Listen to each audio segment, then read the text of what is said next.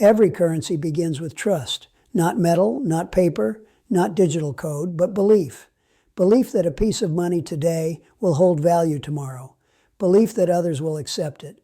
Belief that the system backing it is stable enough to endure. For centuries, currencies have risen and fallen on this single foundation, and every time the end follows the same path. Not with a sudden collapse, but with a slow, almost invisible progression that feels reasonable while it happens. The most dangerous part is that people living through it rarely believe they are near the end. They believe they are somewhere in the middle, or even at the beginning of a new era.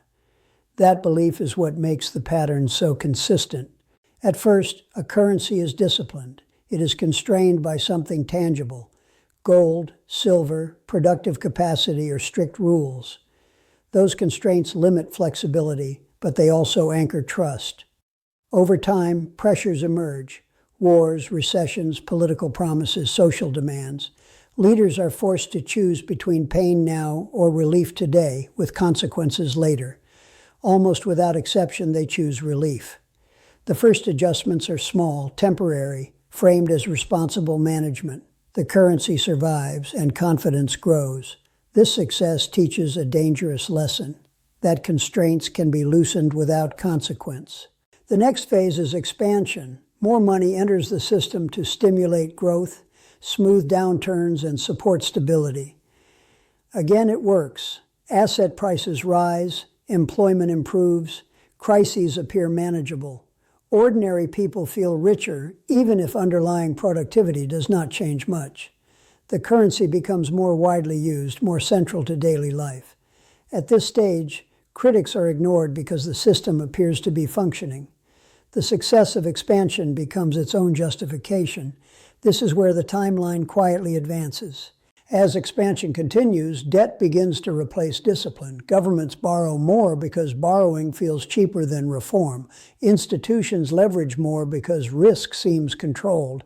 Individuals take on more obligations because future growth is assumed. None of this feels reckless in isolation. Each actor responds rationally to incentives, but collectively, the currency becomes less a store of value and more a tool for maintaining momentum. The system no longer asks whether value exists. It assumes value will arrive later. This is the stage where the currency starts to change character. It stops representing accumulated work and starts representing promised work. The gap between money and real output widens. Prices of assets rise faster than wages. Savings lose purchasing power slowly enough that most people do not notice at first. When they do notice, the explanation is always the same: temporary pressures, supply disruptions, external shocks, and again, the system responds with more expansion. History shows this pattern repeating with stunning consistency. Roman denarii were debased to fund empire. The silver content fell, prices rose, trust eroded. Medieval currencies were clipped and diluted. The British pound lost its gold backing under pressure of war and debt. The US dollar severed its final link to gold in the name of flexibility and stability. Each decision was justified. Each was framed as necessary. None were presented as the beginning of the end. What matters is not the form of the currency, but the sequence. Discipline gives way to convenience. Convenience gives way to dependency. Dependency gives way to fragility. At a certain point, the system can no longer tolerate restraint. Any attempt to restore discipline triggers instability. Interest rates cannot rise without breaking debt structures.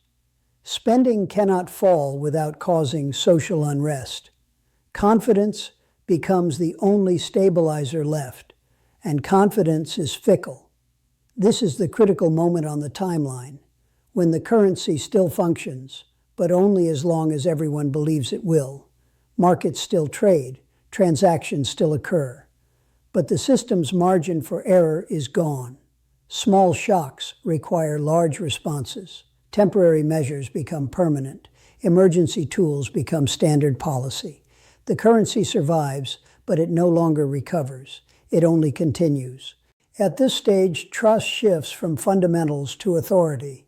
People stop asking whether the currency is sound and start asking whether institutions will defend it. As long as they believe intervention will arrive, participation continues. This creates a feedback loop. The more the currency depends on support, the more support is required to maintain trust. This is not conspiracy or incompetence. It is structural inevitability. Eventually, cracks appear. Not all at once, but unevenly. Savers feel punished. Asset owners feel protected. Inequality widens. Faith in fairness erodes. Some seek alternatives, hard assets, foreign currencies, new systems. Authorities respond by reinforcing the existing structure. Regulation increases, liquidity expands, narratives harden. Each response buys time, but moves the currency further along the same path. The final phase is not marked by collapse, but by normalization. People accept that money loses value. They adjust expectations. They chase returns just to stay even. They stop thinking in terms of preservation and start thinking in terms of survival. The currency still circulates, but it no longer anchors confidence. It floats on habit and necessity. At that point, the end is no longer a question of if, but how. Every currency dies the same way because human incentives do not change. Short-term relief always beats long-term discipline. Expansion always feels better than restraint. And belief always lasts longer than logic. The timeline is not measured in dates, but in stages. And once a currency reaches the stage where recovery requires pain no one is willing to accept, the outcome is already written. The only uncertainty left is how long belief can hold before reality asserts itself. Once a currency reaches this point on the timeline, the forces driving it forward become self-reinforcing. What began as a tool to facilitate trade and store value slowly transforms into a mechanism for managing expectations. Policy no longer aims to strengthen the currency itself, but to stabilize the reactions surrounding it. Leaders stop asking how to restore purchasing power and start asking how to prevent loss of confidence. This subtle shift marks the moment when recovery becomes structurally impossible, because recovery would require reversing behaviors that the entire system now depends on. In earlier stages, imbalances act as signals. Rising prices, growing debt, and slowing productivity serve as warnings that adjustment is needed. In healthy systems, those signals lead to restraint. Spending slows, credit tightens. Inefficient actors fail. The currency may suffer in the short term, but trust is preserved because discipline is visible.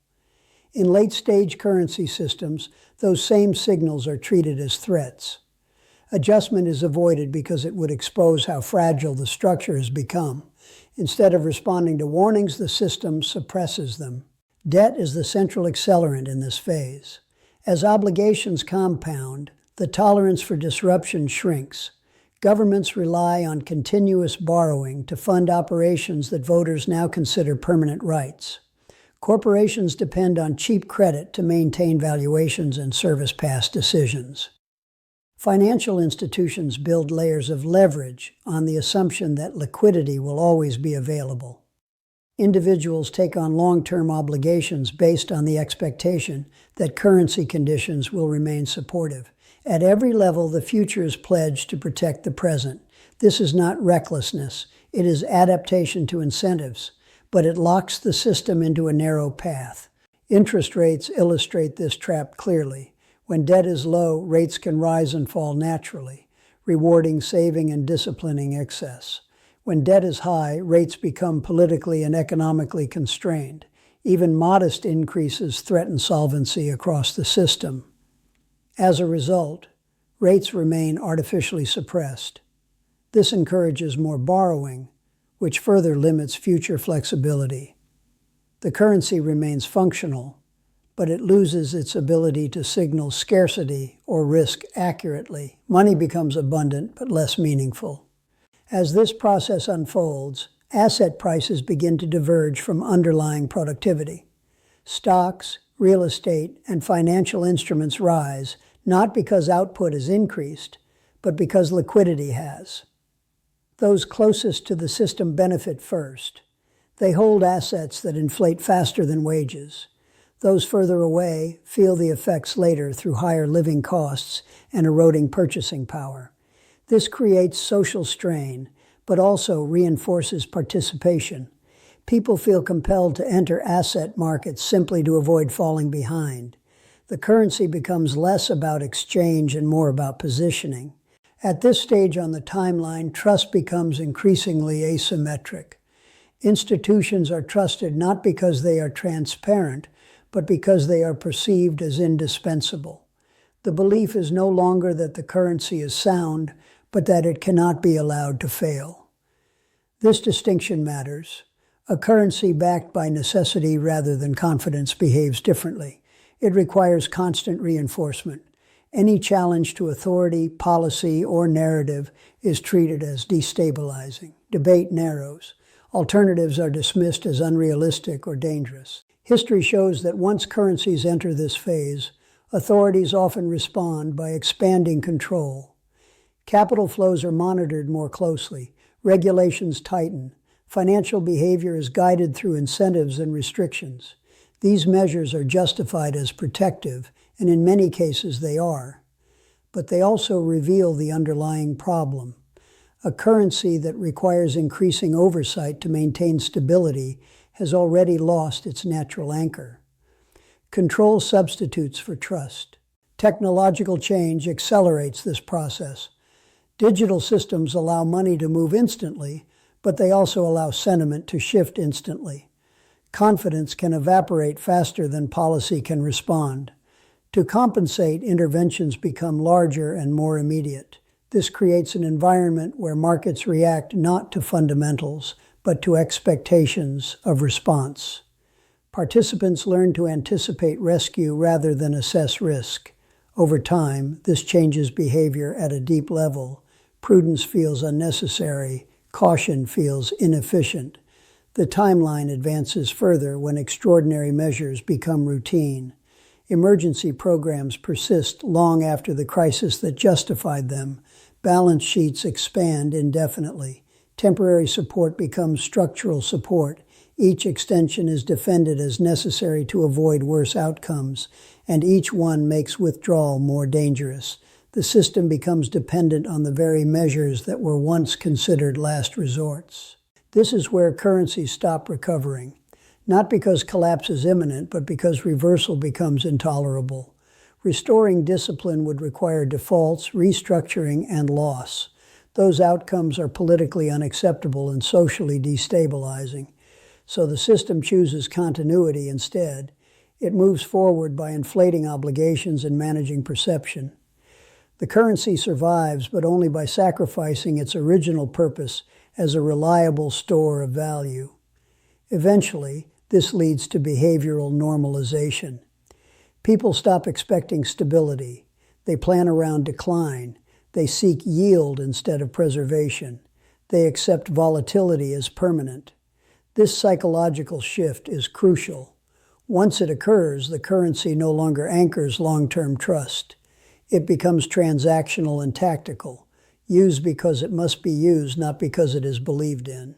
At this point on the timeline, the endgame varies in form but not in essence. Some currencies experience rapid devaluation. Others fade slowly through inflation and loss of global relevance. Some are replaced outright. Others persist in name but not in function. What they share is the same underlying path. A gradual move from discipline to expansion, from expansion to dependency, from dependency to fragility. The most important insight is that none of this feels inevitable while it is happening. Each step is justified. Each response seems reasonable. And for long stretches, the system appears to work. That is why people believe they are early on the timeline when they are actually near the end. The currency does not die when people stop using it. It dies when it can no longer be repaired without breaking the system built around it. The final stage on the currency timeline is not collapse, but resignation. By the time a currency reaches this point, most of the decisive choices have already been made. The structure is locked in, the incentives are set. What remains is management, not recovery. People sense this intuitively, even if they cannot articulate it. Expectations change, conversations shift. The question is no longer whether the currency will regain its former strength, but how to live within a system where erosion is assumed. At this stage, stability becomes performative.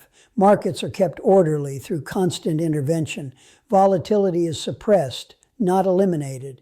Price signals are distorted to preserve confidence. The currency still functions as a medium of exchange, but it no longer communicates truth about scarcity, productivity, or risk. Instead, it reflects policy choices and psychological thresholds. Money becomes less a measure of value and more a tool of coordination. That distinction matters because coordination requires belief, while value requires substance. The social effects of this shift are profound. Savers feel punished for restraint. Those who avoid risk watch their purchasing power decline year after year. Meanwhile, those who take on leverage are rewarded, at least temporarily. This inverts traditional notions of prudence. Behaviors once considered reckless are normalized. Long-term planning gives way to short-term positioning.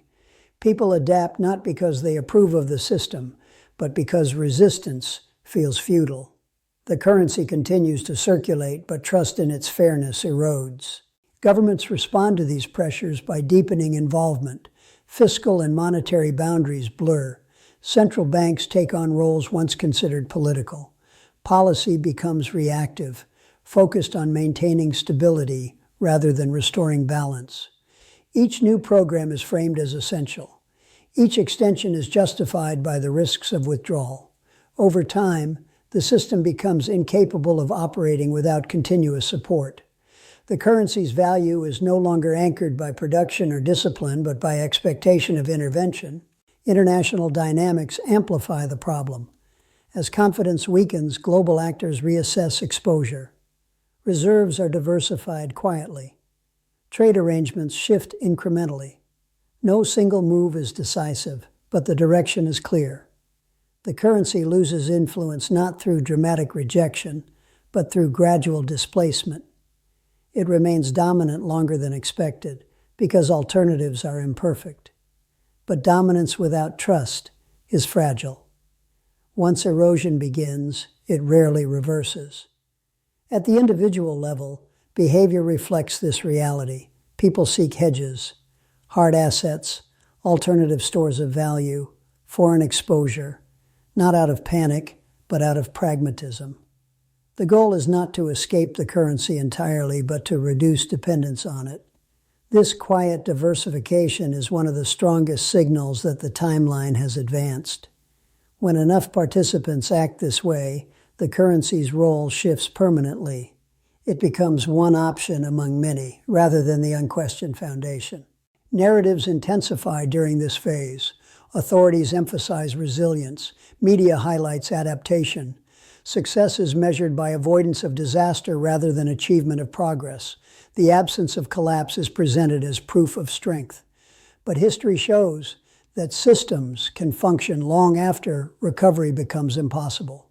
The ability to postpone consequences is mistaken for health. This misunderstanding allows the final stage to persist, sometimes for years. Eventually, however, limits assert themselves, not necessarily through hyperinflation or sudden breakdown, but through loss of relevance. The currency no longer commands the same confidence. It requires more effort to maintain the same outcomes. Each intervention produces diminishing returns. At that point, transformation becomes unavoidable. New systems emerge. Old ones are restructured or replaced. The transition feels abrupt to those who believed recovery was still possible. In reality, it was set in motion long before. Every currency dies the same way because the pressures shaping them are human, not technical. The desire to avoid pain, the preference for short-term relief, the belief that adaptation can substitute for discipline indefinitely. These forces push systems along the same path regardless of era or technology. The timeline does not care about intentions. It only reflects choices. Understanding where we are on that timeline changes how decisions are made. It shifts focus from hoping for restoration to preparing for transition. History does not reward denial. It rewards clarity. Currencies do not collapse because people lose faith overnight. They fail because faith is asked to carry more weight than the system beneath it can support. When that happens, the end is already underway, even if it takes time to arrive. The most dangerous moment is not the final break, but the long period before it, when everything still appears to work. That is when complacency is highest and options quietly disappear. Every currency reaches that point. The only difference is how many recognize it while it is happening.